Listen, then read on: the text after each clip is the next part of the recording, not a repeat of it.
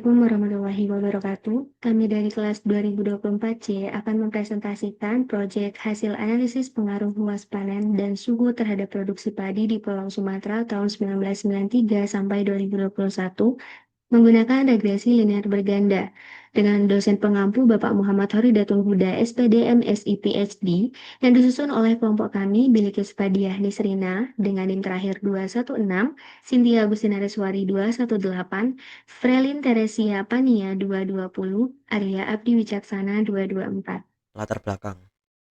Padi merupakan komoditas penting bagi ketahanan pangan Indonesia. Produksinya dipengaruhi oleh luas panen dan kondisi iklim, terutama suhu. Data BPS 2021 menunjukkan adanya hubungan kuat antara luas panen dan jumlah produksi. Perubahan suhu juga dapat mempengaruhi produktivitas padi. Sumatera sebagai salah satu sentra produksi padi nasional perlu dianalisis untuk melihat bagaimana luas panen dan suhu memengaruhi produksi pada sepanjang 1993 sampai 2021. Rumusan masalah 1. Bagaimana perkembangan luas panen, suhu rata-rata, dan produksi padi di Sumatera selama periode 1993 sampai 2021. 2. Apakah luas panen berpengaruh secara signifikan terhadap produksi padi di Sumatera? 3. Apakah suhu rata-rata berpengaruh secara signifikan terhadap produksi padi di Sumatera? 4. Sejauh mana luas panen dan suhu rata-rata secara simultan mempengaruhi produksi padi di Sumatera? Tujuan analis: menganalisis perkembangan luas panen, suhu rata-rata, dan produksi padi di Sumatera sepanjang tahun 1993 sampai 2021. Mengetahui pengaruh luas panen terhadap produksi padi di Sumatera, mengetahui pengaruh suhu rata-rata terhadap produksi padi di Sumatera, mengetahui pengaruh luas panen dan suhu rata-rata secara simultan terhadap produksi padi melalui pendekatan regresi linear berganda. Untuk variabel dependen Y, produksi padi, log underscore produksi digunakan sebagai indikator output produksi. Variabel independen X, luas panen, 2 suhu rata-rata, 3 sebagai variabel kontrol atau tren. Adalah metode dan alur analisis. Yang pertama adalah pengambilan dataset dengan data berjudul data tanaman padi Sumatera yang tersedia di Kaggle dalam format CSV. Data ini berisi informasi produksi padi, luas panen, dan suhu untuk seluruh provinsi di Pulau Sumatera.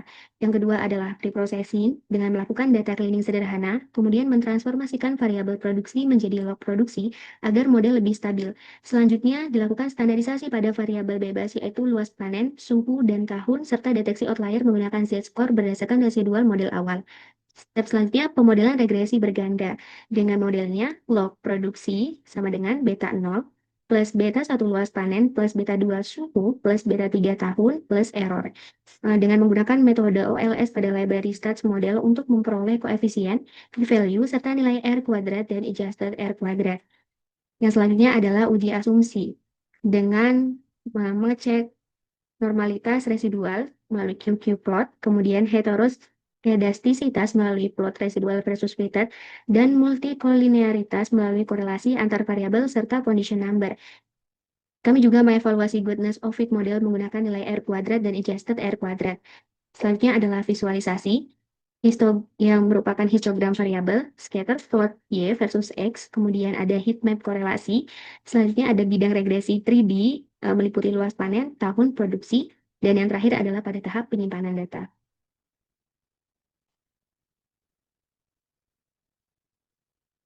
Untuk code yang kami rangkai adalah pertama import library dan mengambil data, selanjutnya ada cleaning dasar, transformasi dan standarisasi, check outlier, menyimpan data bersih. Ini merupakan regresi berganda dan juga residual model. Kemudian ada QQ-plot, visualisasi dari distribusi. Kemudian ada scatter plot dan juga heat map korelasi. Serta yang terakhir adalah regresi 3D model. Akan membahas dari hasil regresi berganda. Di sini kita akan melihat apa yang paling berpengaruh terhadap produksi padi. Nah, ini bisa dilihat pada tabel koefisien ini. Nah, semua faktor yang kita uji yaitu ada luas panen terstandarisasi, tahun terstandarisasi, dan suhu rata-rata yang sudah terstandarisasi juga. Nah, ini tuh signifikan. Artinya, mereka tuh benar-benar punya peran dan ini bukan hanya kebetulan kita mengambil ketiga variabel ini. Di sini ada luas panen, koefisiennya itu positif 0,7651. Di sini koefisiennya itu positif dan paling besar. Artinya luas panen ini adalah pendorong utama yang membuat produksi kita itu bisa naik secara signifikan.